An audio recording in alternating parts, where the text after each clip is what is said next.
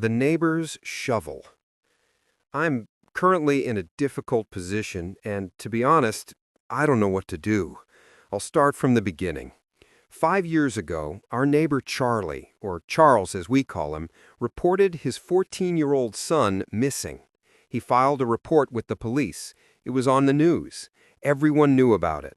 My wife and I were terribly worried and always offered any help we could.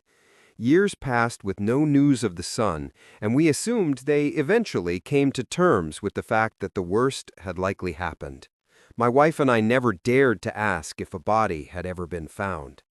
Sometimes Charles and his wife would invite us over for a barbecue during the warmer months. We noticed that they had both changed a lot since their son went missing. Kathy, Charles's wife, became quieter and more withdrawn, and Charles himself seemed more awkward and nervous, which was, to some extent, completely understandable. Fast forward a couple of years to just last week.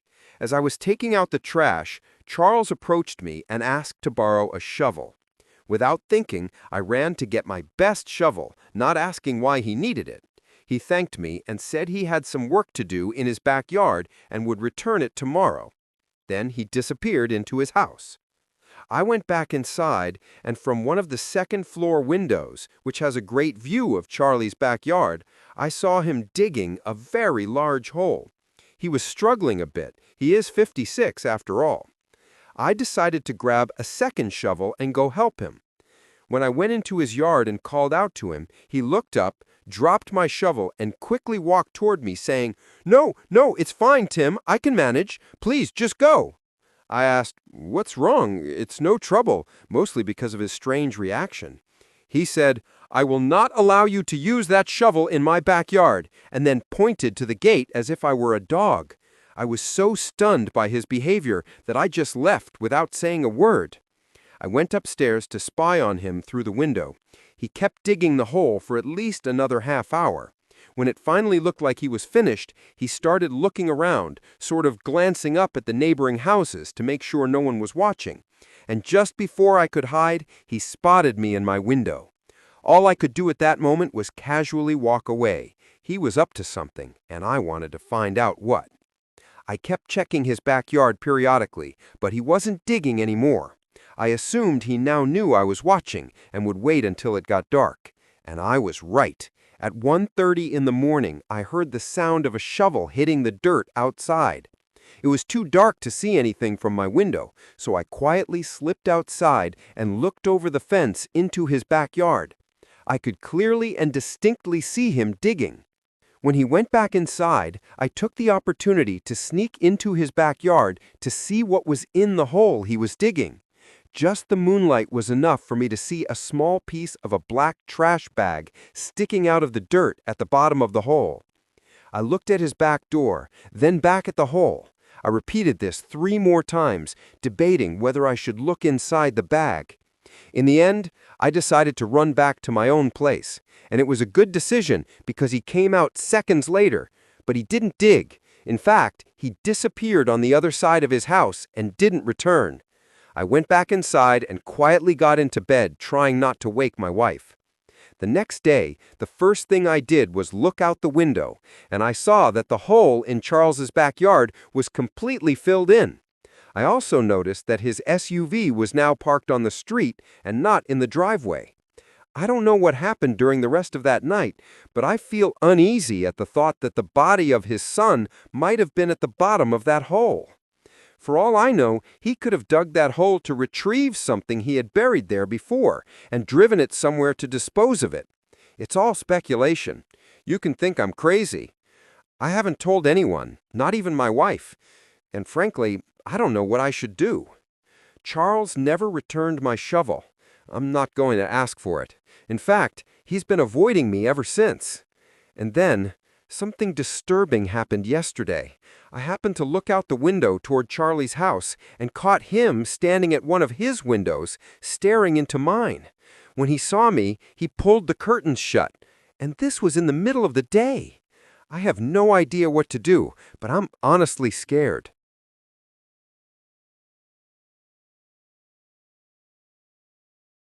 The neighbors with the guns. I've lived in 3 houses in my life, 2 with my family and my current one alone. We lived in the first house for the first 15 years of my life and the second for the next 7 before I moved into my current home. This incident happened at my first house when I was 15, in the last few months my family lived there. I don't recall my family ever really being friendly with the neighbors. In fact, there were 2 kids next door with their father, whom my brother and I spoke to maybe once or twice in our entire lives. Strange as it was, we knew their names, Eric and Todd. One day, my brother, who is 5 years younger than me, and I were playing basketball in the driveway. At that moment, one of the 2 neighbor boys, Todd, came outside and approached us, striking up a conversation. I don't remember exactly what we said to each other, but I do remember that the first thing he asked was if it was true that we were moving. As the older brother, I did most, if not all, of the talking. Todd was probably around the same age as me. I never actually asked. At the end of the conversation, he invited me to go with him and his brother to shoot BB guns down by the river in the woods down the road the next day. I agreed, as it was the weekend and I didn't have any plans anyway. My little brother asked at the last second if he could come, not assuming he was automatically invited. Todd said yes and left. Late the next day, about an hour before sunset, Eric and Todd knocked on the door. We quickly answered because our parents didn't know we were going to shoot BB guns. Walking down the sidewalk with Todd and Eric, who were dressed in camouflage and carrying a duffel bag with the BB guns in it, was really weird. The level of seriousness with which they took this seemed very unusual to my brother and me, and we exchanged glances a couple of times, holding back laughter. We got to the woods, having said very few words. I had already gathered that these 2 were guys of few words. Maybe that's why we hadn't officially met them until that moment.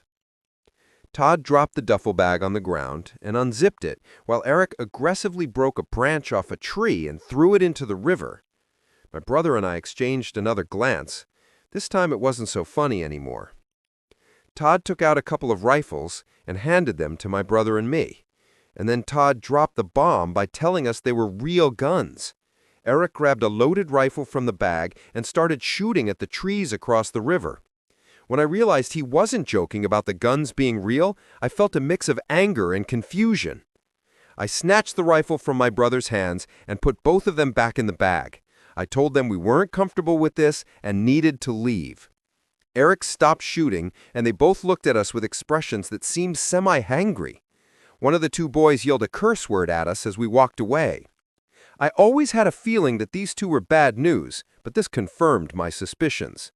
I told my brother not to talk to them for the rest of our time living there. We told our parents at dinner that night that they were very strange kids, but didn't mention the guns. I woke up that night to a gush of cold air hitting my face. My window was completely open. I felt something hard press against the back of my head as I was looking at the window, and someone behind me said, "Shh." Somehow I didn't scream or jump. I just stayed calm. I was surprisingly quick to figure out what was happening. I heard Todd whisper behind my head. He told me that if I ever told anyone, especially his father, about the guns or our outing, he would come back and kill me and my entire family. I responded in a low, shaky voice, "Okay." He nudged my head with his gun before climbing out through my window. Every night after that, for several months, I would see either Todd or Eric standing at a specific window in their house, staring into either mine or my brother's room. Their behavior became increasingly strange as the date of our move approached. Just a week before we moved, one night around 1 a.m., a rock was thrown at my window. I opened the window and saw Todd aiming a gun at the window, and feeling like I was about to die, I dove onto the floor, only to hear the 2 guys laugh.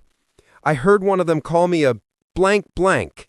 There were 2 more instances that week of the 2 harassing me or my brother. Ultimately, I couldn't have thought of a better time for us to move and get away from there. All these years later, neither my brother nor I have told anyone about the boys and their threats. All I know is that those 2 guys were trouble, and it's a good thing we got out of there when we did.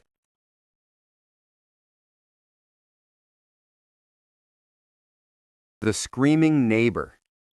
As of the moment I'm writing this happened 2 weeks ago. I've always hated almost all of my neighbors. I just graduated from college and I'm living alone, but it comes at a price. I live in a very bad neighborhood, the only place I could afford a house, so I probably won't have perfect neighbors. The neighbors on one side play their music loud constantly, and the neighbors on the other side are the creepiest people I have ever met in my life. Two women live next door. One, in her 60s, is not friendly at all and honestly looks a little unhealthy. And the other, slightly younger, has some severe mental disabilities. I have no idea what the relationship is between them. I would often sit on my porch and looking toward the neighbors, I would see the older woman restraining the younger one, having a fit. She would cross her arms, rock back and forth rapidly while screaming and making noises. Sometimes she would even look at me, point, and mumble something to the other woman. It's actually quite disturbing. Sometimes I even go inside when it becomes too unsettling. Anyway, it was a night like any other. I needed to go to bed early because of work in the morning. However, the neighbors were unusually loud. I could hear the deranged woman screaming and having a fit, and the older woman yelling out of desperation. This went on for about an hour, and I couldn't take it anymore. I marched over to the neighbor's house and pounded on the door. The older woman opened it and met me with the question, "What the hell do you want?" As politely as I could, I asked them to keep the noise down. In response, she raised her eyebrows and tilted her head down, clearly annoyed by my request. At that moment, the younger woman walked into the living room, screaming, "How dare you!" over and over again. The older woman restrained her from coming any closer to me and then slammed the door right in my face. I had no idea what had just happened, but I felt like I hadn't accomplished what I came for. I went back to bed, defeated. However, I realized that the neighbors had finally gone silent. I was finally able to fall asleep. Well, I woke up feeling like the night had passed too quickly. I looked at the clock and saw it was only 3 a.m. I fell back onto my pillow, relieved, but soon thought I heard something downstairs. I got out of bed and walked over to the door to make sure I wasn't imagining things. Hearing no more sounds, I returned to bed. I woke up again in the dark room.